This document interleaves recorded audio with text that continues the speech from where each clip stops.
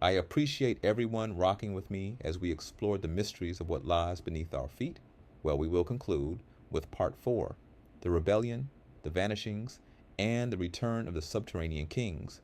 What happens when the agreement is broken? What happens when humans rise too far, too fast? They do not descend to punish us. They rise to reclaim us. The rebellion. When humans try to break the pact. Throughout ancient records, there are clear references to civilizations or tribes that refuse the subterranean influence or try to usurp it. These civilizations disappeared, not in myth, in stone, in ash, in silence. Atlantis. The Atlanteans grew arrogant and techno-dominant, claiming dominion over both sea and sky. According to esoteric teachings, they stopped paying tribute to the inner earth beings, trying to harness the crystal grids without permission. Result: submerged, deluge, engineered, not natural.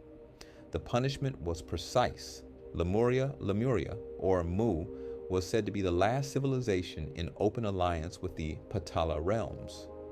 When surface Lemurians tried to extract energy directly from the inner sun, the black sun or inner core, they were warned. They persisted, and the entire landmass vanished into what is now the Pacific Ocean Trench System. Tower of Babel, Sumerian Babylonian. The Ziggurat project was not just symbolic, it was an actual attempt to create a dimensional staircase, a synthetic Meru. The gods, or underworld kings, scattered their language and fractured their minds, making unified rebellion impossible. The theme is consistent: reach too far without permission, and the earth itself reclaims you. Surface guardians, those who upheld the pact. Let's now expose the hidden families, priesthoods, and bloodlines that served as surface enforcers of the pact. These are not just politicians or billionaires. These are caretakers of a cosmic contract, some knowingly, most bred into obedience. The ancient pharaonic class. Before dynastic Egypt, there was a proto-priest class called the Shemsu Hor, followers of Horus. They communicated directly with beings from beneath the Duat, Egypt's underworld. Pharaohs were not kings, they were surface ambassadors for beings that lived beneath the Nile and the Sinai. The black nobility, Venetian Babylonian bloodlines. These are not conspiracy theories, these are documented family networks dating back to Babylon, moving through Rome, Venice, then London.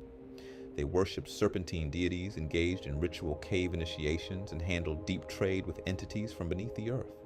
Freemasonry, Knights Templar, Jesuits. These orders were created not just for geopolitics, but some say at the highest levels to preserve knowledge of the inner earth matrix. Templar excavations in Jerusalem were not about gold. Were they searching for gates and maps to the below?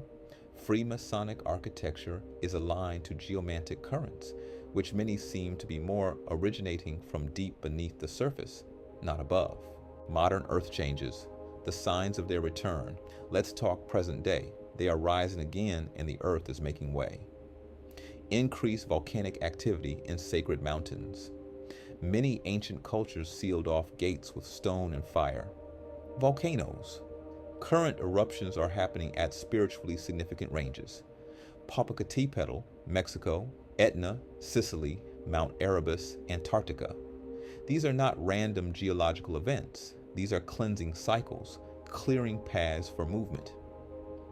Unexplained earthquakes below 6 miles in depth.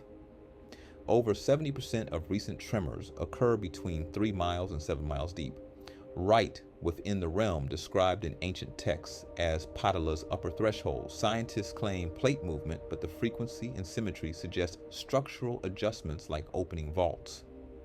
Disappearances and cave closures, caving expeditions, amateur explorers, and even tourists have gone missing in clusters near known ancient tunnel systems.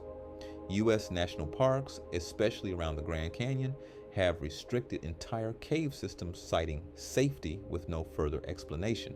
The hybrid program and genetic exchange. Let's talk bloodlines, hybrids, and the real breeding program. Subterranean rulers, especially from Mahatala and Rasatala, have always had a stake in human genetics. In Hindu texts, Nagas intermarried with humans, producing hybrid warriors and seers. In the Book of Enoch, the Watchers, fallen angels, bred with human women. birthing Nephilim. These weren't aliens from the sky, they were interdimensional beings from below. Why genetics? Because the surface human body can serve as an avatar, a conduit for subterranean consciousness, if properly tuned. That's what bloodlines are for. Vessels for incarnating old kings, sorcerers, and archons from realms beneath our vibration. And the elites protect their bloodlines, not for wealth, but to retain vessel compatibility. The final revelation is your role in this. This series has not been entertainment. It's a warning, a guide, and a torch for those willing to look beneath the veil. We are in a moment of choice. You can remain in ignorance, accept the symbols, obey the rituals, and let the serpent kings walk freely again while believing it's progress. Or you can awaken, reclaim cosmic law, and remind the kings below. You were never meant to rule us. We are not your harvest. We are the awakening of Earth herself. Because humanity was not born to serve. We were born to remember, and in remembering, to govern ourselves.